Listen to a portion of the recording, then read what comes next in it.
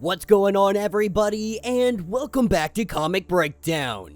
In this video, we are jumping into Night Terror's Batman issue number 2. This issue will be closing out Batman's nightmare scenario. If you haven't been keeping up, highly recommend that you check out the playlist that is covering everything that is Night Terrors. But with insomnia taking over the world essentially, putting everybody into a very deep sleep, Batman was no exception. And while Batman has trained for scenarios like this, he is unable to take control of his body because right now, Deadman has complete control. Boston had done this in an effort to save Batman's life, not wanting to leave him in Arkham Asylum. And so now Batman is struggling to take control of his body again, trying to break free of this nightmare. We're gonna see exactly how all of this plays out for the Dark Knight. So make sure you guys have subscribed to the channel, make sure that you like this video, and with that being said,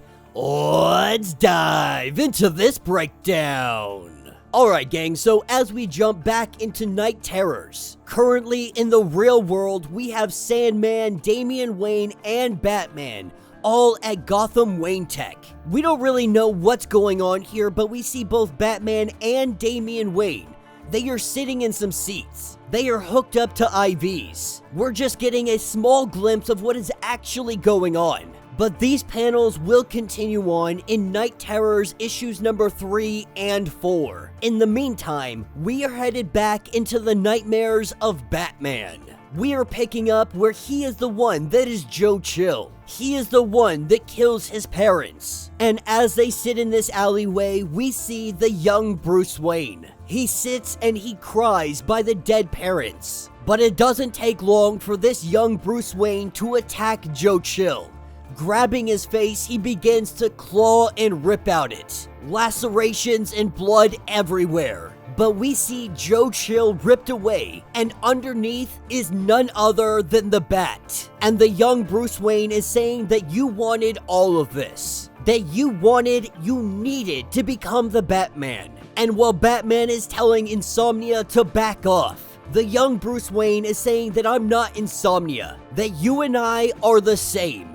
That this is all you are. This is where we see many other young Bruce Wayne showing up, and every single one of them begin to attack the Bat. But Batman knows that he doesn't have to fight him or this nightmare. He needs to do what he has never wanted to do. He needs to let go and let the nightmare take control. As all of the young Bruce Waynes begin to pile up on the Batman, we see him take to the sky. In the real world, Batman may not wish to have Superman's powers, but here in his dreams, it takes on a different meaning. As Batman now flying in the sky, he knows that once he has the opportunity to unpack all of this, once it's over, he will. But in this moment, he can't waste any time dwelling on his dreams and nightmares. He knows that this is not the real Gotham. This is his mind processing the nightmare realm. Knowing this information, he can skip past it. He can head deeper into his own mind, into the garden of his dreams that need tending to. One that is full of weeds. A weed named Deadman. You see, Batman's mind catalogs its dreams. Some are a glimpse of his complicated heart, while others are lies. What he needs to do is a shock to his system. He needs to do this so that Deadman's control will be let loose. As he travels through his own mind, he arrives at the Black Door. A door that is chained up in the mind of Batman. As he arrives at it, this is where Insomnia shows his face. He finds himself curious on if this is where D had hid the Nightmare Stone. Because by all appearances, this really does look like where John Dee would want to hide the Nightmare Stone. A door that wants people kept out of it. But Batman says that he doesn't have the Nightmare Stone.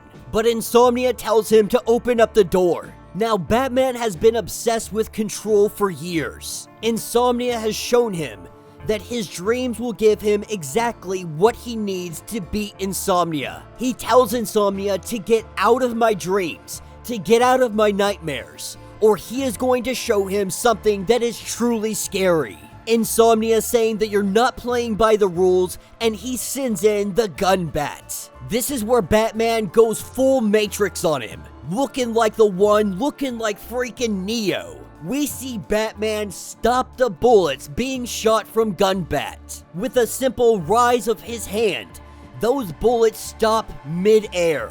But while this happens, Insomnia is being pulled away. Something is happening in the land of nightmares. Something that is pulling Insomnia away. While Batman is currently taking on the Gunbat. It doesn't take long for Batman to rip that gun right off the Bat's head. This is where Batman goes over to the Black Door. He busts the chains off and he goes inside. And Batman wasn't lying. Dr. Destiny didn't put this door here. Batman did. This is not part of his nightmare. This is him. That fateful day in the alley. The memory that has been tucked away in his psyche. Protected from everything and everyone. Because Insomnia was right about one thing. There is a piece of Batman that will forever be in that alley. He was alone with his parents' bodies for 90 minutes before a cop happened upon them. But none of that is the nightmare that he hid behind the Black Door. This boy was alone in the alley. And he made a promise to himself, a vow of vengeance. And ever since that day, he has wondered, if that boy in the alley saw him today, would he be scared of him? Would he be disappointed in the man that he would become? Did he let down that young Bruce Wayne? This is where Batman walks up to him. A young Bruce Wayne, terrified, petrified, crying his eyes out. And Batman speaks to the younger him. He tells him that in this moment, you think that your mission is yours. You think that this is yours and yours alone. But you are never alone. You'll have a life unlike anything that you have ever expected. And for a long time, you'll stay isolated. You'll hide away in the shadows. But there will be others that find you in the dark. Friends that you could never imagine. Some that can fly, shoot fire from their eyes, stop bullets with bracelets. Those that are fast enough to break the speed barrier. And you will have children who will make you a better man. And while this may sound like a dream, it is so much more than that. It is your family. With this heart-wrenching moment of the young Bruce Wayne embracing Batman, he takes off his cowl and he thanks him. The young Bruce saying that he is so very proud of him, but he does wonder why you dress like a bat. He tells him because they can be scary, but the young Bruce, he thinks that bats are cool, and Batman has to agree. This is where Batman begins to rise up. This was it. Deadman is no longer in control. As Batman rises up to the waking world, he sees the Batman of Zur-En-Arrh. He breaks free of his own mind, the Black Door slamming shut. And when Batman comes to, he finds himself at Arkham Tower, his body never feeling more sore or exhausted in his entire life. Now he's wondering what the heck did Deadman do to him? As he looks out the window, he sees Gotham City, believing that maybe he's still in the nightmare. But this is when a young Damian Wayne comes to him. He tells him that this is in fact the real world, because the war against Insomnia, that is a war that they lost. And that will be the end of this issue.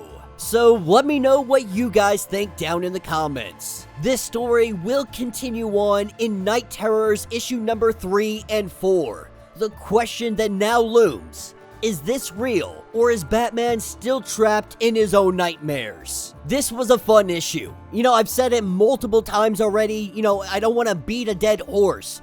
But man, is Night Terrors some of the best stuff that DC has come out with all year long. Part of me really did think about skipping this entire event in its entirety, but I'm glad I didn't, because this has been a great opportunity for writers to really dig into the psyche of our heroes, of our villains, and Batman is no exception. Behind that Black Door was a young Bruce Wayne, a young boy crying in the alley, and Batman went to him. He let him know that your life may be hard in this moment, but it gets better. That you eventually have friends. You eventually have a family. You have those around you that you love and you will do anything to protect. And this appears to give the young Bruce Wayne a little bit of solace, a little bit of hope for the future, on what is yet to come.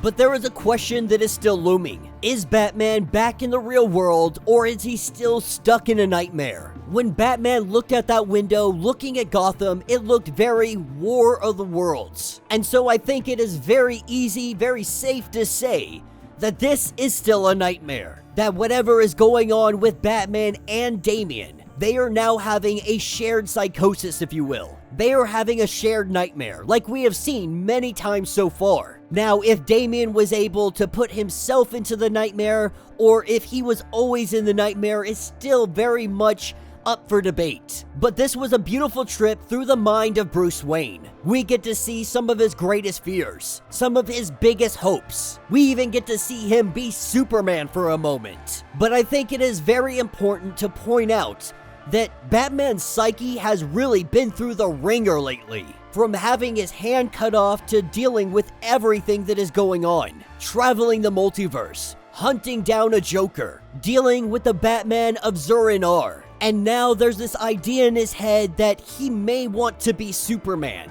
or that his biggest fear is that he becomes Superman. All of this Batman is gonna have to unpack sooner or later. While now definitely isn't the time to worry about his mental state, there's gonna be a point where he has to stop, that he has to really dive into his psyche and figure out what's going on. Because by the looks of it, it looks like Superman might be having a mental break soon. With the Batman of Zur-En-Arr fighting against him, it is only gonna be a matter of time before Batman has to battle his own mind.